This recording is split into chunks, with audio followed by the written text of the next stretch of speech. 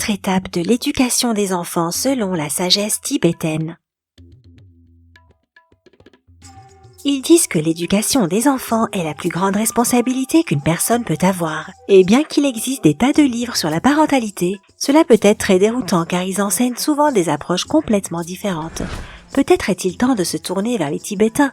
Ils suivent un système unique en 4 étapes pour transformer leurs enfants en adultes responsables, autosuffisants et respectueux. Alors voyons de quoi il s'agit.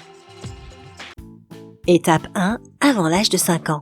La première étape commence avec la naissance de ton enfant et se termine à l'âge de 5 ans. C'est une partie très importante de la vie de ton enfant, quand tout ce qu'il sait et voit joue un rôle majeur dans la formation de son caractère. Tu sais, quand tout le monde dit que tous les problèmes d'une personne remontent à l'enfance, c'est tout à fait vrai. C'est pourquoi le système d'éducation tibétain suggère que pendant cette période, les parents devraient traiter leur enfant comme un petit roi ou reine. Ils ne devraient rien interdire à l'enfant, ni le punir. À cet âge, les enfants sont généralement incroyablement curieux de tout ce qui les entoure. Ils sont pleins d'émerveillement et prêts à explorer le monde, mais ils n'ont aucune expérience sur laquelle se baser et ils ne peuvent pas encore prendre de décisions rationnelles. Donc, s'ils font quelque chose de mal ou de dangereux, tu devrais prendre l'air effrayé et essayer de déplacer leur attention sur autre chose. Les émotions sont la langue que les enfants de cet âge comprennent le mieux. Cette approche peut également aider à apprendre à ton enfant à se respecter sans pour autant les transformer en petits enfants arrogants.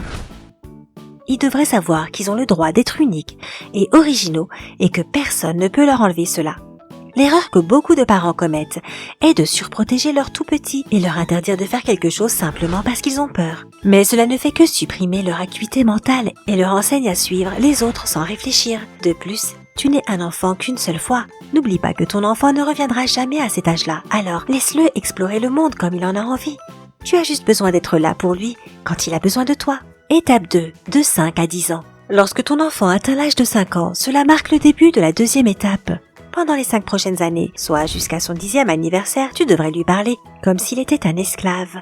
Attends, quoi? Et oui, apparemment les Tibétains sont de grands fans de contrastes saisissants. Bien sûr, le terme esclave ne devrait pas être pris au pied de la lettre, alors ne deviens pas complètement fou, aucune cruauté n'est nécessaire. À ce moment de la vie d'un enfant, leur intelligence et leur pensée logique se développent et les traits premiers de leur personnalité future commencent à se former. C'est pourquoi il est maintenant temps de fixer de petits objectifs pour ton tout petit, de le guider vers la réussite et de lui apprendre à être prêt pour les conséquences qui découlent de la non-réalisation de ses objectifs. De toute évidence, ces objectifs devraient être adaptés à leur âge, alors ne t'attends pas à ce qu'ils fassent l'impossible. Rappelle-toi bien que ce sont encore des petits enfants. Toutefois, les tâches qui sont adaptées aux enfants leur apprennent à être responsables de leurs actions et n'aie pas peur de leur donner beaucoup de tâches pendant cette période tant qu'ils peuvent les gérer. Et sont prêts à apprendre. S'ils ont des questions ou se débattent un peu, explique-leur comment cela peut être fait. Mais ne le fais jamais pour eux. Cela t'aidera à élever une personne indépendante et responsable, des traits dont ils auront certainement besoin en tant que futurs adultes. Si les parents ne passent pas de roi à esclave pendant cette période, leurs enfants grandiront puérils, irresponsables et mal élevés. Tu vois, tu ne peux pas simplement laisser ce côté royal prendre le dessus et négliger le diligent serviteur. Cette phase est cruciale car elle équilibre tout. Étape 3. De 10 à 15 ans.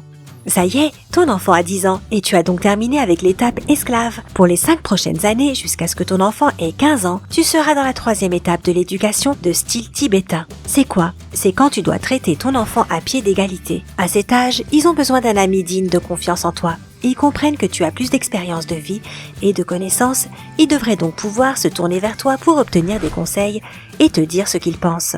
Les enfants de cet âge commencent à former leurs propres opinions ou leurs intérêts. Cela ne fera que les éloigner de toi.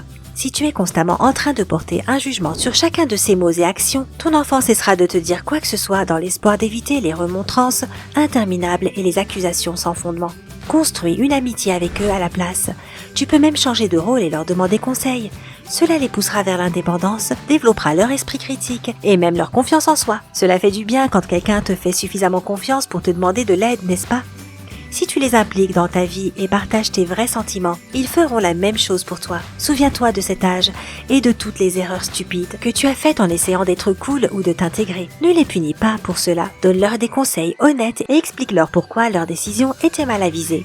Et quelle erreur font la plupart des parents de préadolescents? Ils essayent d'être juges, jurés et bourreaux. Ils crient, hurlent et rabaissent leurs enfants pour les erreurs ou les choix étranges qu'ils font. Si ton adolescent est constamment confronté à des règles strictes et à des interdictions, il voudra faire exactement le contraire, juste en guise de rébellion contre ton autorité. Et ce genre de pensée peut les mettre dans une situation dangereuse. Et si tu es surprotecteur et terrifié à l'idée de laisser ton petit oiseau s'envoler, ils deviendront hésitants et très dépendants des autres. Aussi difficile que cela puisse paraître, tu dois donner à tes enfants une chance de prendre leurs propres décisions. Si ces décisions finissent par être des erreurs, ils apprendront d'eux-mêmes et acquerront une expérience de vie importante, tout comme toi aussi tu l'as fait dans le passé. Étape 4, à partir de 15 ans. Et enfin, quand vient le temps du 15e anniversaire de ton enfant, tu entres dans la 4e et dernière phase. À ce moment-là, la personnalité de ton enfant est complètement formée et il est temps de les respecter en tant qu'individu. Tu peux donner des conseils, mais c'est un peu trop tard pour enseigner. Et c'est à ce moment-là que tu verras les fruits de ton travail des 15 dernières années. Ton enfant sera indépendant, autosuffisant et respectueux envers toi en tant que parent et envers les autres. Mais n'oublie pas que tu devrais toujours être leur ami. Cela ne fera que renforcer ta relation. Que penses-tu de cette méthode tibétaine pour élever les enfants? Dis-nous dans la section des commentaires ci-dessous. N'oublie pas de partager cette vidéo avec tes amis et ta famille. Ça pourrait entraîner une discussion, voire un débat super intéressant. Abonne-toi à notre chaîne si tu ne l'as pas déjà fait.